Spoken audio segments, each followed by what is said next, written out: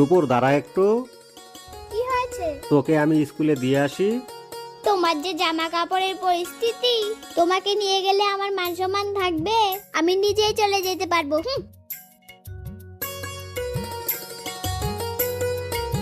Good morning ma'am. আরে টুপুর, আমি তো তোদের বাড়ি যাচ্ছি। আজকে তোর বাবার সাথে আমাকে কথা বলাবি না? আমার বাবা তো আজকে বাড়িতে নেই, বাইরে গেছে। আচ্ছা টুপুর, তাহলে উনি কে? আরে উনি তো আমাদের পাশের বাড়ি আঙ্কেল। তুই আমাকে বোকা বানাচ্ছিস? উনি তোর পাশের বাড়ির আঙ্কেল? উনি তো তোর বাবা। আমি তোকে এই শিখিয়েছি, এই জামাটা পরেছিস, এই জুতোটা পরেছিস, এগুলো সব তোর বাবার পরিশ্রমের টাকায় কিনা। তোর বাবার পরিশ্রমের কারণে তুই আজকে ভালো স্কুলে পড়তে পারছিস। শোন টুপুর, জীবনে যত বড়ই মানুষই হবি না কেন, বাবা মাকে কখনো ভুলবি না। ম্যাডাম আমাকে ক্ষমা করে দেন।